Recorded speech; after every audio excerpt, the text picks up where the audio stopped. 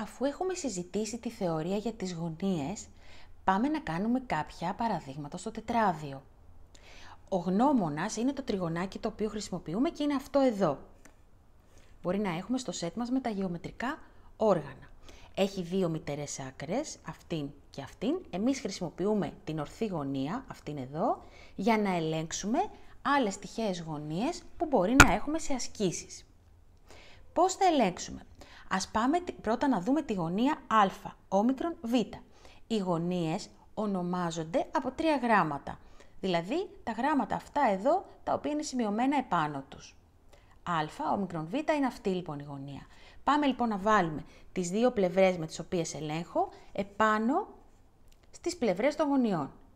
Πραγματικά βλέπουμε ότι συμπίπτουν, δηλαδή το όμικρον β συμπίπτει με τη μία πλευρά από το γνώμονα και η ευθεία α όμικρον με την άλλη πλευρά. Άρα εδώ πραγματικά έχω μία ορθή γωνία και μπορώ να βάλω το σηματάκι της ορθής που είναι αυτό εδώ το κουτάκι. Άρα αυτή λοιπόν η α όμικρον β είναι ορθή. Πάμε να ελέγξουμε τώρα τη γάμα δέλτα ζήτα. Γάμα δέλτα ζήτα. Δεν θα βάλω αυτή τη μύτη του γνώμονα, δεν με βοηθάει. Δεν θα βάλω αυτή τη μύτη, θα βάλω αυτήν. Πού θα τη βάλω? Ή πάνω στη μία ευθεία ή επάνω στην άλλη. Εδώ. Και στις δύο περιπτώσεις περισσεύει η γωνία εδώ. Άρα αυτή είναι μία αμβλία γωνία, πιο μεγάλη από την ορθή. Γιατί, το ξαναλέμε, περισσεύει. Δηλαδή αν ήταν ορθή η γωνία μου, θα ήμουν κάπου εδώ, να η ορθή, αλλά εμένα είναι πιο μεγάλη η γάμα δέλτα ζήτα, άρα είναι αμβλία. Πάμε να ελέγξουμε την κάπα λάμδα μη. Πάλι, δεν τοποθετώ αυτή την πλευρά του γνώμονα, δεν τοποθετώ αυτή την πλευρά, τοποθετώ αυτή την πλευρά.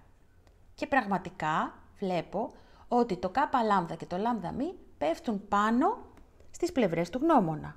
Να τα, πέφτουν πάνω, δηλαδή αν τα τραβήξω είναι η ίδια γραμμή. Άρα έχω ορθή γωνία. Πάμε τώρα να δούμε αυτήν εδώ. Είναι η α, β, γ.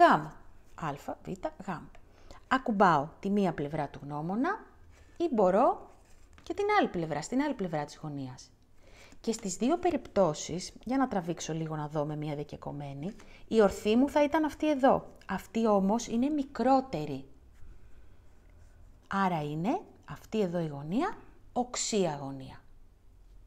Υπάρχει και άλλη μία εδώ πέρα στο τετράδιό μας, που είναι η κάπα νη μη. Πειράζει που είναι ανάποδα? Καθόλου.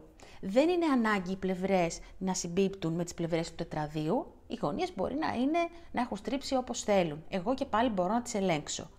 Όχι με αυτή τη μύτη, ούτε με αυτή τη μύτη του γνώμονα, αλλά με την ορθή γωνία του γνώμονα. Συγκρίνω λοιπόν ορθή με ορθή.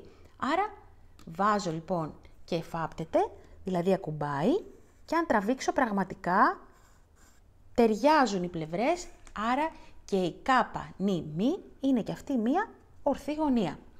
Σε μία άλλη άσκηση μπορεί να μας ζητήσουν να φτιάξουμε εμείς μία γωνία οξία, αμβλία ή ορθή. Τι θα κάνουμε σε αυτή την περίπτωση?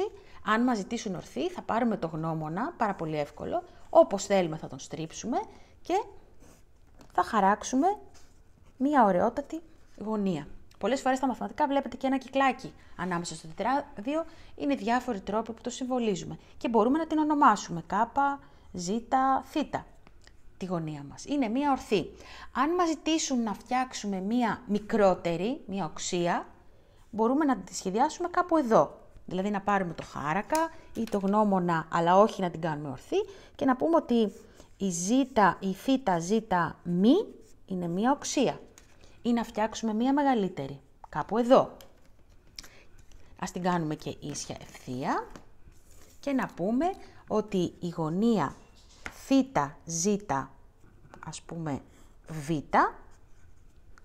να την κάνω με 2 γραμμούλες για να την ξεχωρίζουμε, είναι μία αμβλία. Άρα η β, ζήτα, θήτα, αμβλία. Η μη, ζήτα, θήτα, οξία. Η κάπα, ζήτα, θήτα, ορθή.